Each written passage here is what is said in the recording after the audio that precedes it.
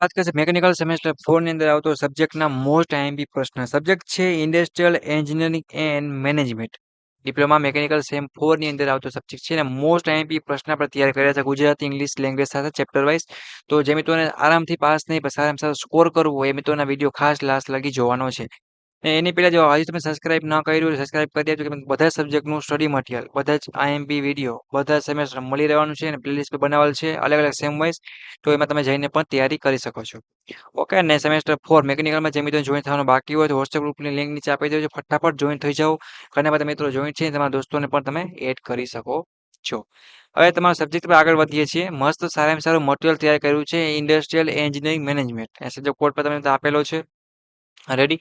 પછી વાત કરીએ આપણે એ ચેપ્ટર વાઇઝ સારામાં સારું છે એ તમારે તૈયાર કરવામાં આવ્યું છે. મજા આવી જાય આરામથી પાસ થઈ જાય એવું મટીરિયલ છે. જોઈને આપણે વાંચવાનું મન થઈ જાય હા મજા આવી જાય એમ ટૂંકમાં.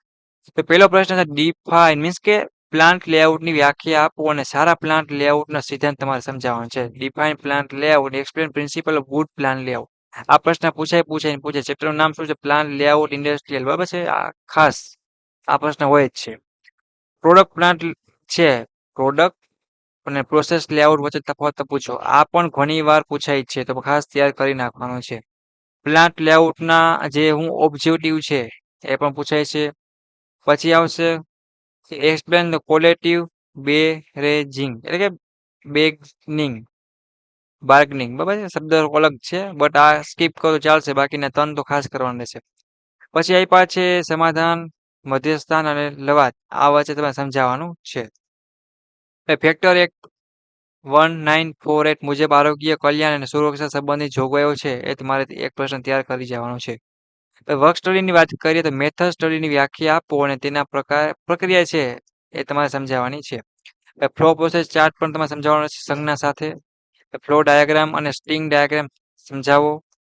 મોશન ઇકોનોમી અને તેનો સિદ્ધાંત તમારે સમજાવવાનો છે મિત્રો. ઓકે એ પણ ખાસ પૂછાય છે જીટીયુ એક્ઝામમાં. પછી વાત કરીએ કે સ્ટાન્ડર્ડ ટાઈમ અને સ્ટાન્ડર્ડ સ્ટડીમાં ઉપયોગમાં મીન્સ સોરી કે ટાઈમ સ્ટડીમાં ઉપયોગમાં લેઆઉન્સ છે એ તમારે એક સમજાવવાના છે. પછી વાત કરીએ વર્ક સેપલિંગ અને પરફોર્મન્સ રેટિંગ છે એ પ્રશ્ન પર તમારે તૈયાર કરી નાખવાનો છે.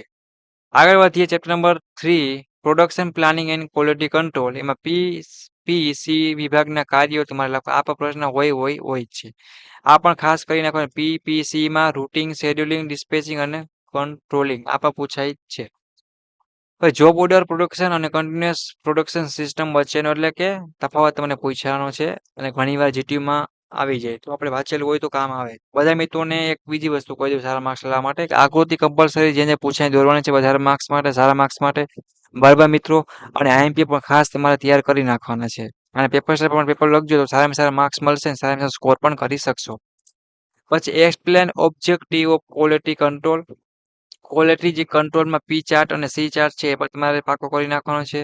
ઓસી કર્વ છે એ પણ તમારે ખાસ જોઈ લેવાનો છે. Principal of industrial management chapter number 4 ની જો વાત કરીએ આપણે તો એની અંદર કયા પ્રશ્ન ઇમ્પોર્ટન્ટ છે તો કે તફાવત પૂછ્યો છે એડમિનિસ્ટ્રેશન અને તફાવત. આ પણ જીટીયુ એક્ઝામમાં પૂછાય જ છે ખાસ કરી નાખવાનો છે.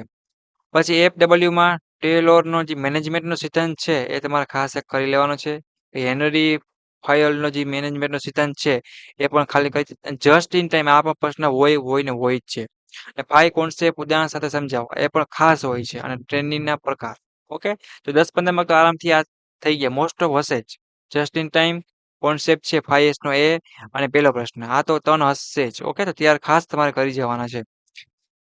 એવી રીતના તમારે આ ટોપ પ્રશ્ન જે મેં તમને કીધા મિત્રો ચેપ્ટર 4 પ્રમાણે એ બધા મિત્રોને ખાસ તૈયાર કરી સારામાં સારા માર્ક્સ છે સ્કોર કરી જવાના છે. એના સિવાય કોઈને કાંઈ પણ ડાઉટ હોય કાંઈ પણ ક્વેરી હોય તમે ચોક્કસપણે પૂછી લેવાનું છે અને એમાં બધા દોસ્તોના વિડીયો ખાસ છે તો કે શેર કરવાનું રહેશે જેથી કરીને જીટીયુ એક્ઝામમાં બધા મિત્રો પાસ થઈ જાય. અને એવી રીતના તમે બધું study material A to Z update જીટીયુની અપડેટ મેળવવા માટે નીચે તમને લિંક આપો ડિસ્ક્રિપ્શન ફટાફટ જોઈન થઈ જાઓ અને સપોર્ટ માટે સબસ્ક્રાઇબ કરો આપણી YouTube channel Gujarat engineering academy channel અને તમારા મેકેનિકલ સેમેસ્ટર 4 ના બધા દોસ્તોના વિડીયો શેર કરો જેથી કરીને શોર્ટ ટાઈમે ઓછા ટાઈમમાં સારામાં સારું સ્ટડી છે એ આપણે કમ્પ્લીટ થઈ શકે. Thank you for watching Gujarat engineering academy YouTube channel.